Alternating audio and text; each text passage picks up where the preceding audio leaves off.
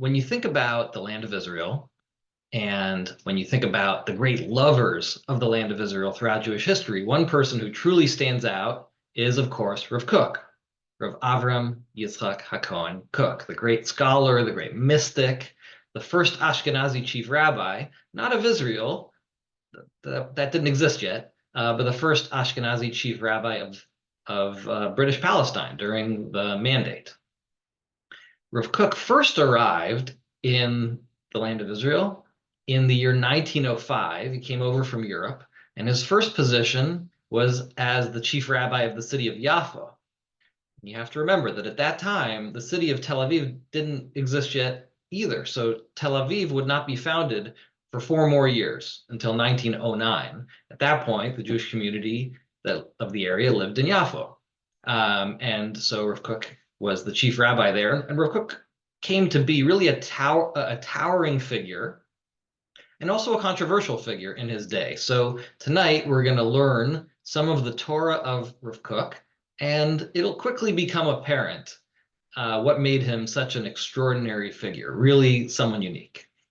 And Rav Kook spoke in a voice that I think we need today more than ever. So yet another reason to kind of make sure that we're learning his Torah among that of others.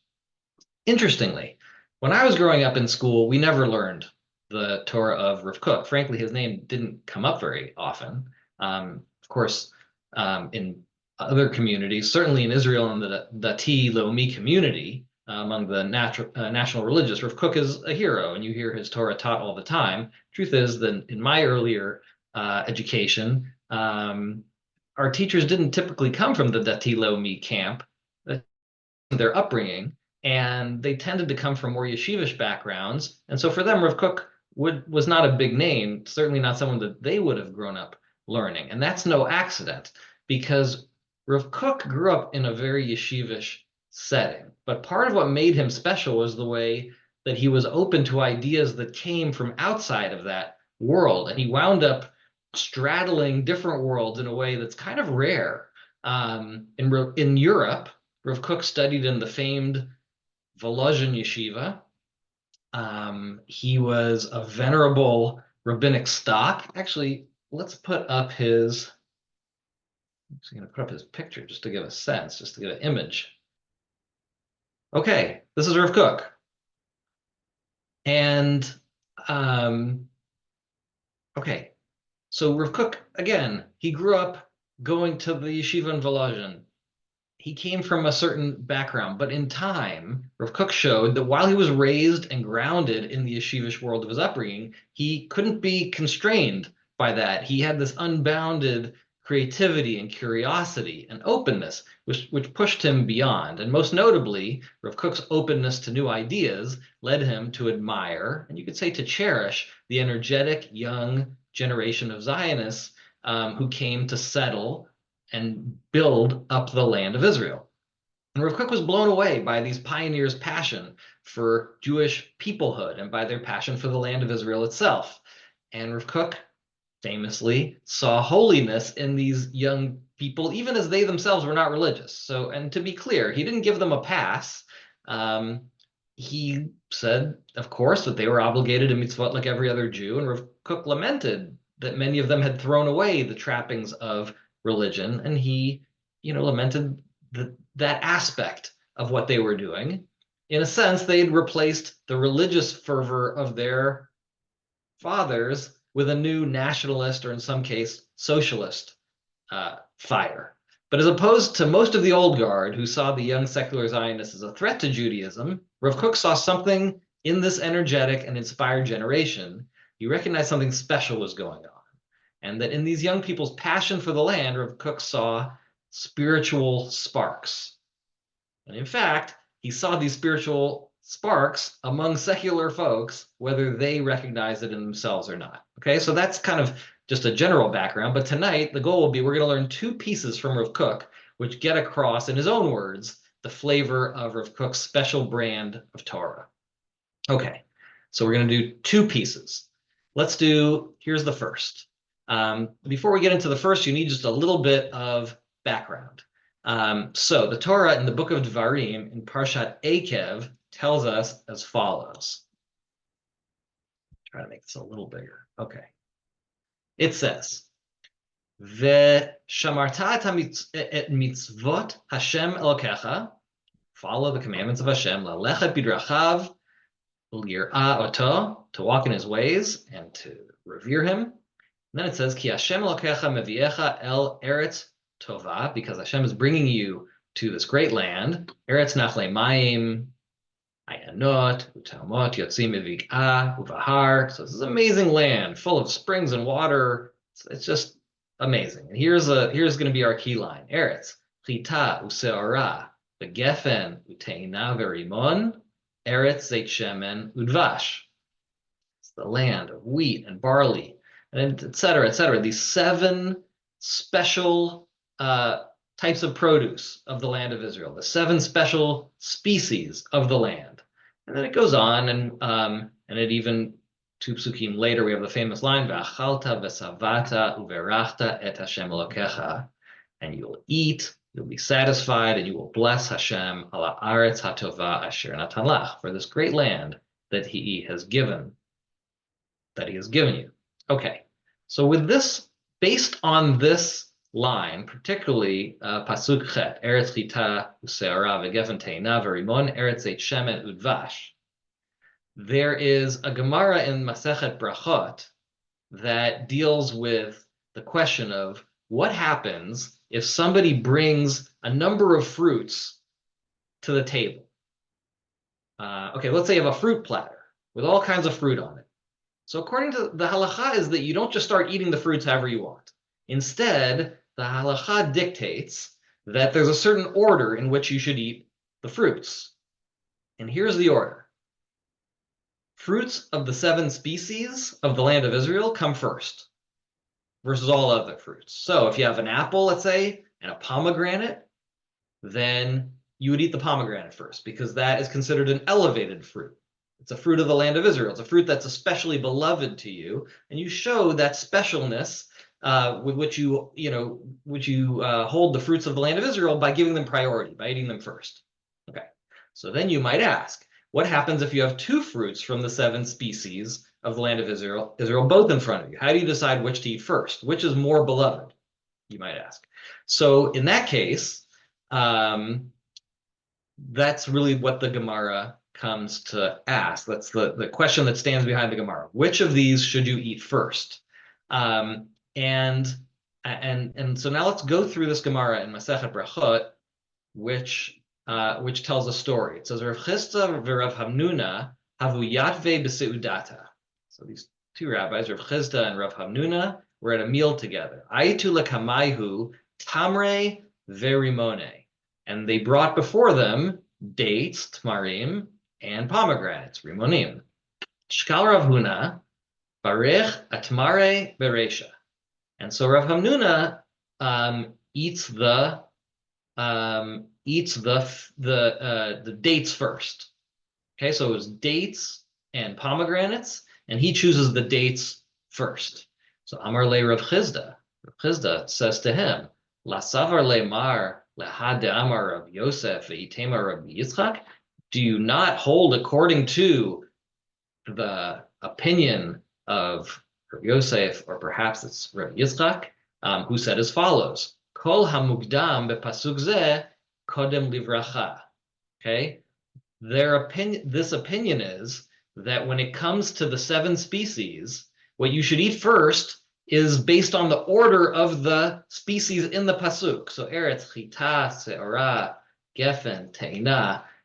You choose 7 species based on what comes earlier in the pasuk. So here we have 2 things. We have tmarim and we have rimonim. So let's just go through the pasuk together. Actually, let's just pull it back up. So eretz, chita, seora, gefen, uteina, verimon. Rimon, pomegranates. That comes first. Eretz, zeit shemen, a land of the oil of olives. Udvash, which literally means honey, but in context means dates, because they used to make honey out of dates. They would process dates to make into honey. Okay, so the 2 things on the table were dates that are at the end of the pasuk, and rimonim, pomegranates that are earlier in the pasuk. So that's why Rav Chisda is puzzled when Rav Hamnuna eats the dates first. So here is Rav Hamnuna's answer. Amar le, ze sheni le'eretz. This one that I ate, meaning the dates, is the second one after the word eretz. Ze chamishi le'eretz. Whereas pomegranates are the fifth after the word eretz. Now let's remind ourselves what that means. There's this oddity in the pasuk. It says eretz chitase useora vegefen te'ena v'rimon. It lists 5 species. Then it says again the word eretz. Eretz zeit shemen udvash. It's a land of these 5 species. And it's also the land of these 2. So what Rav Hamnuna says is, I agree in principle that what matters is earlier is better. But he says there's a second factor, which is earlier relative to the word eretz. And because dvash, meaning dates, is only 2 away from this word eretz, whereas pomegranates is the 5th from this word eretz, so dvash actually gets to go first. Okay, it is more beloved, let's say. And the answer that Rav Chisda gives is he says, Man yahivlan nigre defarzala uneshaminach, which literally means, who will give us iron legs that we may serve you? Anyways, it's a saying basically where he's like, that's amazing, such beautiful Torah. He's like blown away by this insight of Rav Hamnuna. Okay, so let's take a break. Let's take a break before we get back to that.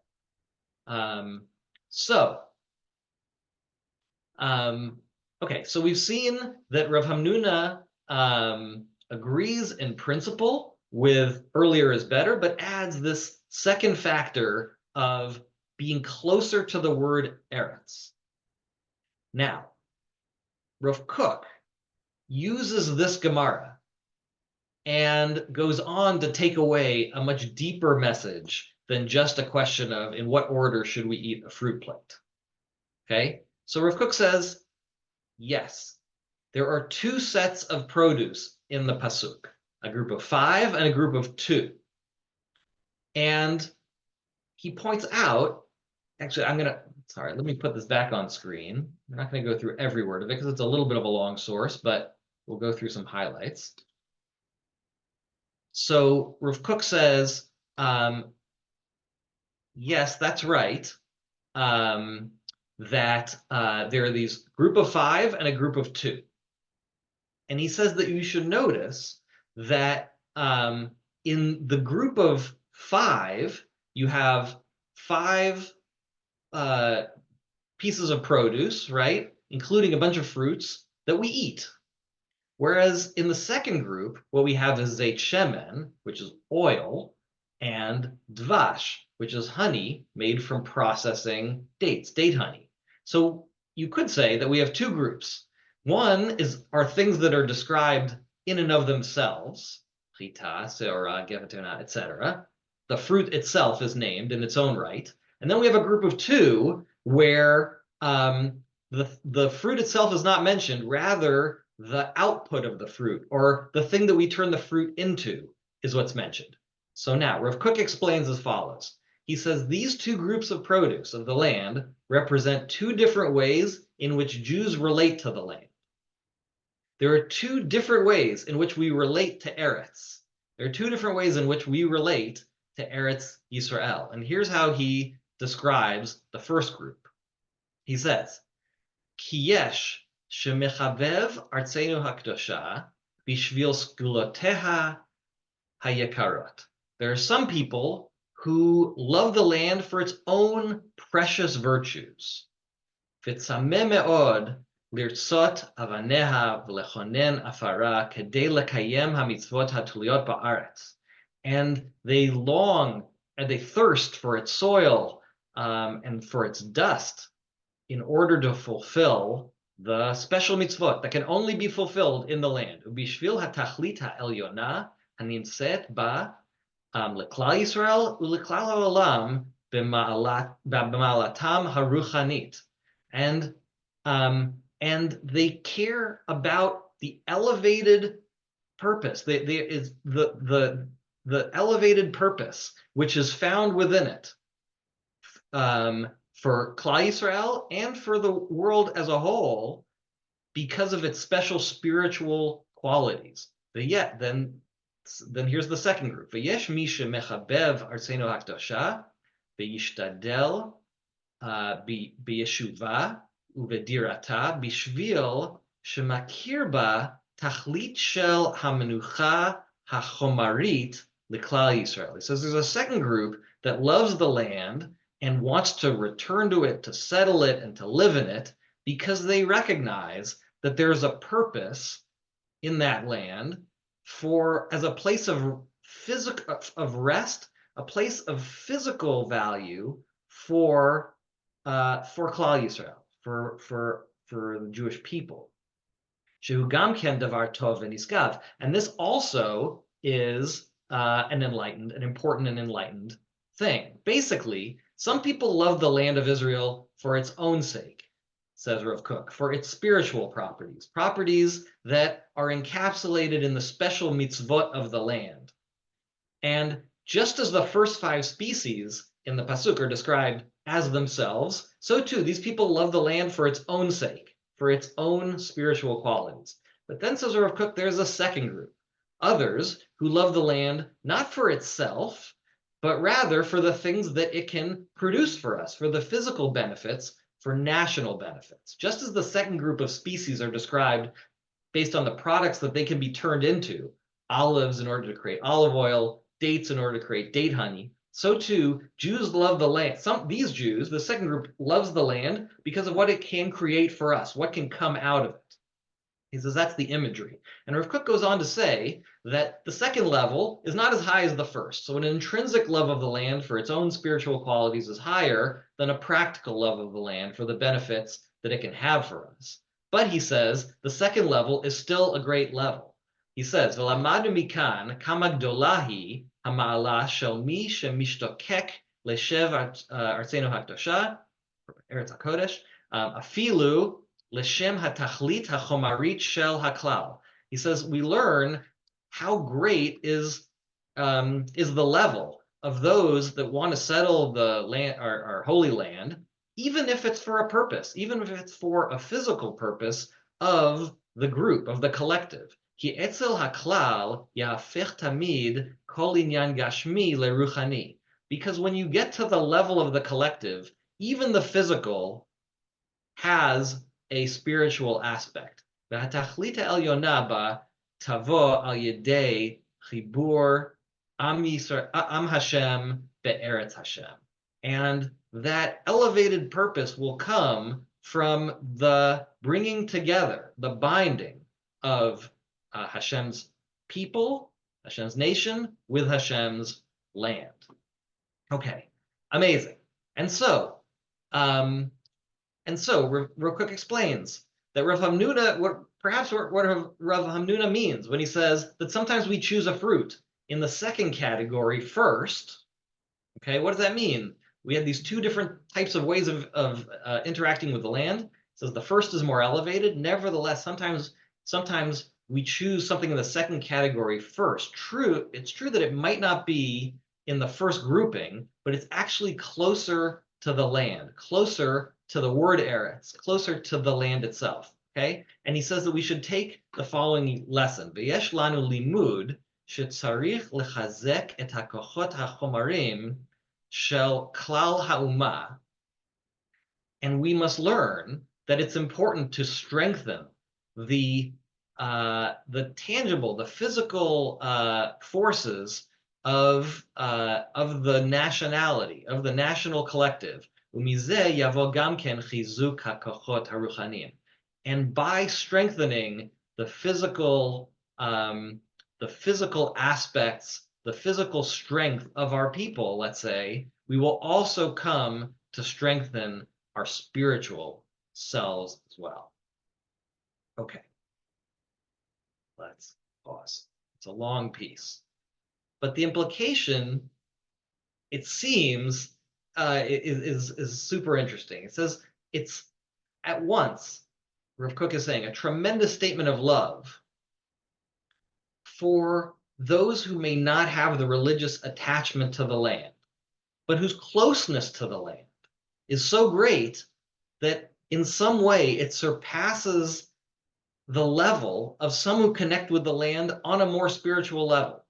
Okay, so on the one hand, it's a statement of love for those who again, who have maybe not the most elevated attachment to the land in Rav Kook's way of thinking about it, and yet maybe is what we need to give special attention to because they are actually closer to Eretz, okay, and that it's all tied up together. So that's kind of one piece, but it's also, you can see, so it's a statement of love, but it's also a statement of rebuke to some extent of some of the religious of his time whose theoretical attachment to the land is is tremendously elevated. Theoretically, their attachment is tremendously elevated, but in practice, perhaps they act as if they are less closely connected to the land.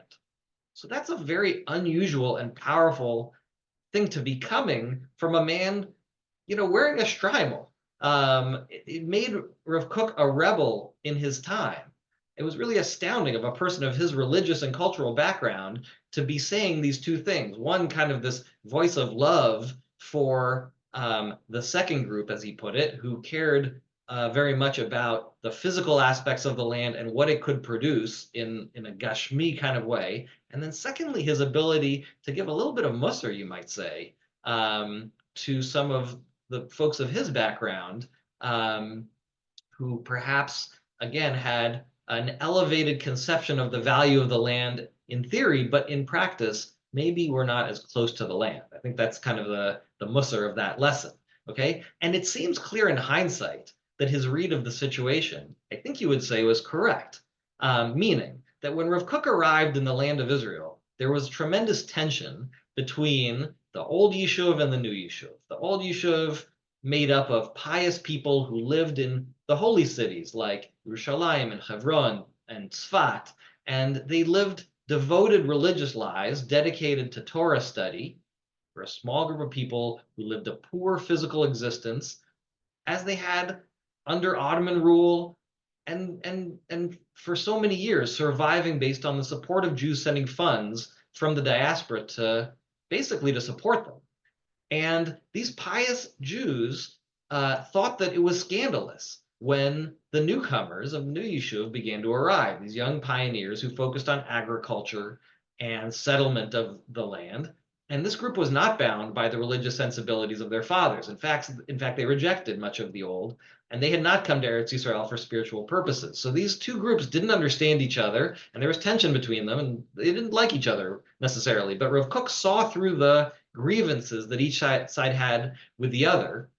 He wasn't oblivious to the shortcomings of the secular Zionist ideology from his point of view, but he saw the bigger picture and he recognized the role that all of us, however different we may be, have to play in the bigger picture. And in this respect, he was truly visionary, because with the benefit of hindsight, isn't it now obvious that the fates of these two groups were so deeply intertwined, right? That even those who prized the spiritual qualities of the land of Israel, nothing would allow them to pursue their spiritual goals more than the work of these young, passionate, irreligious pioneers.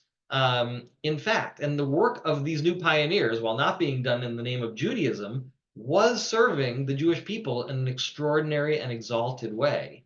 It was giving us the opportunity to bring all of us closer to the land and to something greater. And so that is the spark of holiness that Rav Kook saw. And that, unfortunately, most of his colleagues, let's just say, in kind of the older school camp, did not see that at the time. But Rav Kook was a visionary, but it did make him somewhat controversial. And Rav Kook was living at this time of tremendous change, and he was caught, you could say, in some ways between two worlds, between the ways of the old Yishuv and the revolutionary ideas of the new Yishuv. And Rav Kook saw good in each of these sides, but he also saw failings in each side. Overall, he remained optimistic that there was ultimately a path where they could find a way to meet. And when you brought the best pieces of each, kind of the elements of truth of each side, if you could bring them both to the table, then the Jewish people as a whole would be able to create something even greater than either tribe could accomplish on its own.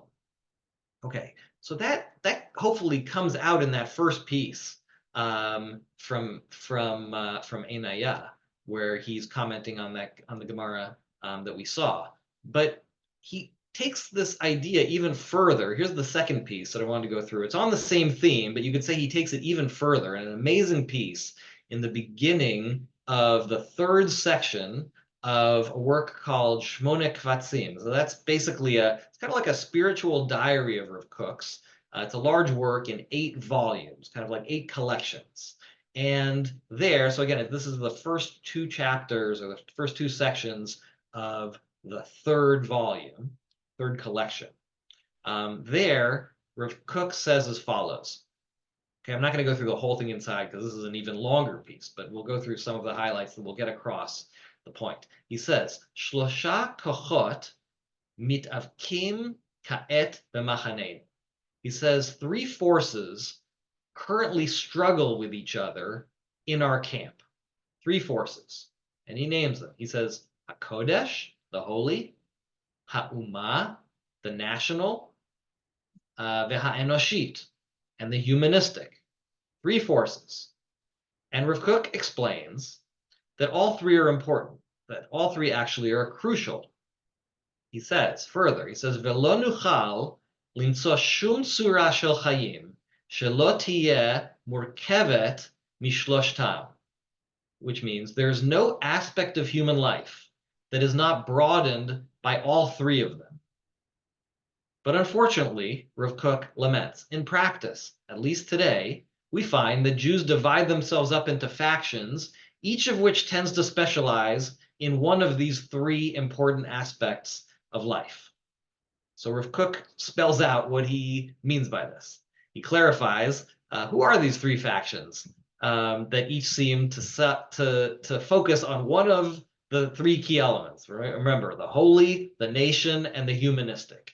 He says, Ha'echat ha'orthodoxit. The first are the Orthodox, which he says are rooted in a powerful and zealous connection to Hashem and his mitzvot. He says those are the ones who, quote, fly the flag of holiness. Okay, so that's the first group, the Orthodox. Hashniya, hi haleumit hacharasha. Says the second are the new nationalists. The new nationalists. Those who fight on behalf of our people against the experience of exile and powerlessness, he says. And he says the third, Hashlishit hi haliberalit. He says the third are the liberals, those that he says focus on universal ideas of justice and how that can be achieved. So it's interesting. Rav Kook says each of these 3 aspects is on to something. Each has something right, at least in part. Each camp is driven by a certain true insight and is inspired by something real. But unfortunately, he says, each camp seems to specialize in its own area of focus, and each camp sometimes fails to recognize its own blind spots and the potential contributions of the other camps. Again, this is an extraordinary statement. We're not even used to hearing this today. But basically, the message is that the other camps are not necessarily your enemy. They're on to something, even if they don't have it entirely right, just like you don't have it entirely right. And this isn't, again, something that we expect to hear from a man wearing a shtreimel. But Rav Kook just was a tremendously creative and visionary thinker. He says, each faction needs to learn to, on the one hand, recognize and appreciate what the other side has to say, because each faction has something to say. But on the other hand, also important, it's each side's job to do more than just listen. They also have to use their own insights to push back on the excesses and misconceptions of the others. So basically, the job of each faction is twofold. One is to educate the other camps about their blind spots, but 2 is to push back against the excesses of the other camps, to point out that they don't have the whole thing figured out, to point out that there's more to the story. And Rav Kook says, we need all 3 groups to come together because each has a role to play. If they can just figure out how to recognize the good in each other, and if they can each find ways to moderate the excesses of the other. So what does he have in mind?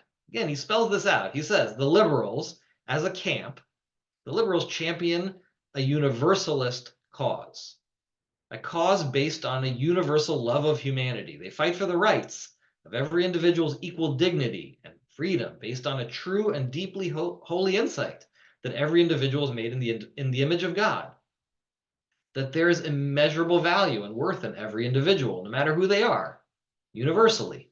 And this is a holy insight, and it's something that we need to fight for, because the nationalists and the Orthodox tend to be more particularistic. Okay, that's more to their mentality. So we need the liberals to make the case against their potential excesses and to defend, so to speak, certain universal values. But we don't just need a world full of liberal universalists. That wouldn't be the solution. He says that we also need to appreciate the nationalists, because the nationalists, he said, understand the power of solidarity and familial love. They understand that as part of a collective, we can achieve great things together.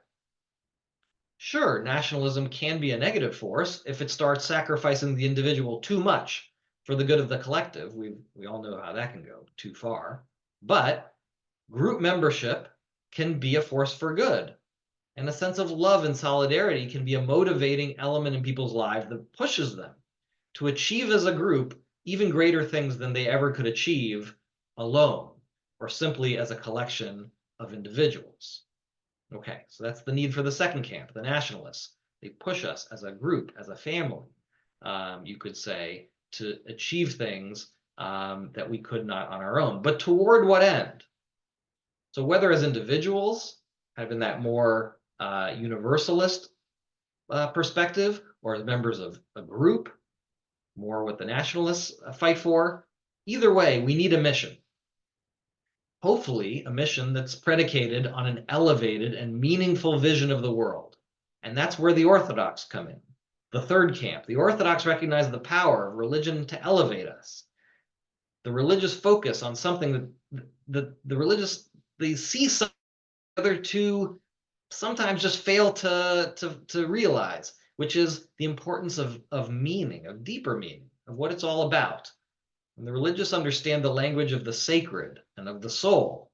And this is crucial because we've seen how wrong liberalism and nationalism can go if they're not channeled toward an elevated and spiritually meaningful goal. So, Rav Kook notes, each of these camps brings something to the table, and each has the potential as well for excess and for taking things in a misguided way, if not tempered. And in the end, we need all the camps to make each other better by talking to each other. We need all three camps to come together, even though there's inevitably going to be tension between them, even though it's hard to find the right balance between them. Because in the end, none of these groups has it all right and none has it all wrong. They're all onto something. They're all onto something holy. Even though each camp tends to focus narrowly on its particular aspect, sometimes to the exclusion of the others, sometimes in conflict with the others. But to maximize our potential as a whole, as Klal Yisrael, we have to draw upon all three of these holy insights. And Rav Kook goes on to say, he says, Verak be'ofen zeh nuchal lekavot lematzav shel chayim hareuim legoy echad ba'aretz.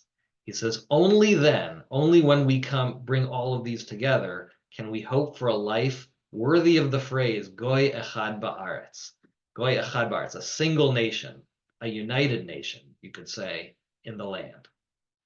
And so Rav Kook recognized that some people, he says, will naturally tend towards one of these camps or another, just based on who they are, perhaps where they're coming from.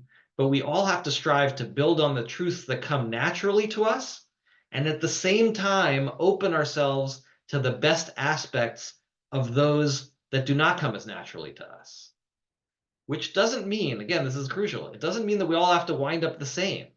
We need to stand up for the best aspects of what we bring to the table, and we have to make room for one another. As he says, shekol echad tzarich letzamtzem et atzmo lifamim kedei lehaniach makom lechavero. Each person must sometimes restrain himself in order to make room for his fellow. It's an amazing line. At a personal level, Rav Kook says that we need to make room for each other. Sometimes we each need to restrain ourselves to make room for one another. But then he says at the highest holy levels, it's actually not a